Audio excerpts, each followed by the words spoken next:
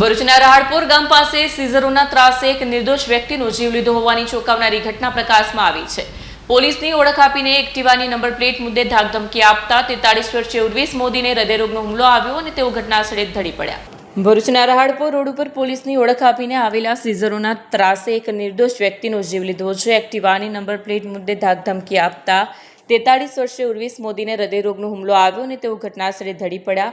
ભરૂચના ભોલા વિસ્તારમાં રહેતા 43 વર્ષીય ઉર્વિસ બિપિન મોદી પોતાના એક્ટિવા પર જઈ રહ્યા હતા। આ દરમિયાન રહાડપુર રોડ ઉપર કેટલાક સીઝરોએ તેમને આતર્યા હતા। પોલીસની ખોટી ઓળખ આપી આ શખ્સોએ તમારા વાહનમાં નંબર પ્લેટ નથી તેમ કહી ઉર્વિસભાઈને ધમકાવવાનું શરૂ કર્યું। નકલી પોલીસનો રોફ અને સીઝરોની દાદાગીરી જોઈ ઉર્વિસભાઈ એટલી હદે ગભરાઈ ગયા કે તેમને ચાલુ રસ્તા પર જ હાર્ટ એટેક આવી ગયો। તેઓ ત્યાં જ ઢળી પડ્યા અને જોતજોતામાં તેમનું પ્રાણ પ્રંખેડ ઉડી ગયું। મૃતકના પરિવારે સીઝરો સામે ગંભીર આક્ષેપો કર્યા હતા અને પોલીસ ફરિયાદ દર્જ કરવાની તજવીજ હાથ ધરી હતી।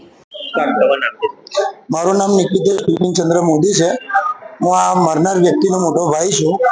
જે મને હું નોકરી પરથી નીકળીને આવતો હતો, રસ્તામાં મારી પર ફોન આવ્યો કે તમારા ભાઈની તબિયત એકદમ ખરાબ થઈ ગઈ છે। તો મારી ભાઈની વાઈફે મને જણાવ્યું કે અમે એને રંગૂન હોસ્પિટલમાંથી સિવિલ હોસ્પિટલમાં લાવીએ છીએ અને એમણે કીધું એ પ્રમાણે એની કોઈ લોન બાકી નહોતી। એક્ટિવા ચલાવતો હતો, ખાલી એની ભૂલ એટલી હતી કે એની નંબર પ્લેટ નહોતી। એ નંબર પ્લેટ નહોતી એ પ્રમાણે એને 3 મહિનાથી હેરાન કરતા હતા। પણ એની પરિસ્થિતિ એવી નહોતી કે કરાવી શકે એવો હતો, કારણ કે છોકરાઓનું ભણતર, દવા, એટલે એને જારોદાર રિક્વેસ્ટ કરી હશે કે હું મારી રીતે કરાવી દઈશ। પણ આજે એને વધારે પડતો હેરાન કર્યો અને એવું કીધું કે અમે પોલીસ તરફથી આવીએ છીએ।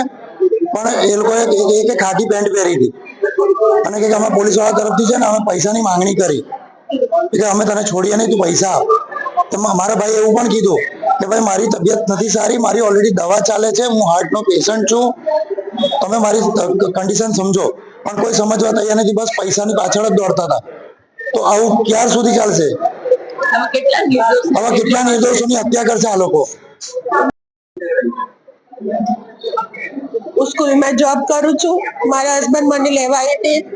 अर्ध रस्ते एक बाइक सवारे अमने उभा राख्या અને કે સાઈડ પર ઉભા રહો। પાછળથી 2 માણસો આયા, બીજી ગાડી લઈને 4 જણાએ અમને સાઈડ પર ઉભા રાખ્યા અને કે 3 મહિનાથી તું ગાડી માટે નંબર પ્લેટને ગોલ ગોલ ફેરવે છે અને પૈસાની માંગણી કરી હતી। અમારી ગાડીના કોઈ હપ્તા બાકી નથી, નંબર પ્લેટ બનાવવાની બાકી હતી તે કરાવવાના જ હતા, પણ એ ઉપરા ચાપડી ખર્ચા થવાને કારણે એ રહી ગયું હતું કામ। હમણાં મારા હસબન્ડે ટ્રીટમેન્ટ લીધી હતી અઠવાડિયું પહેલા।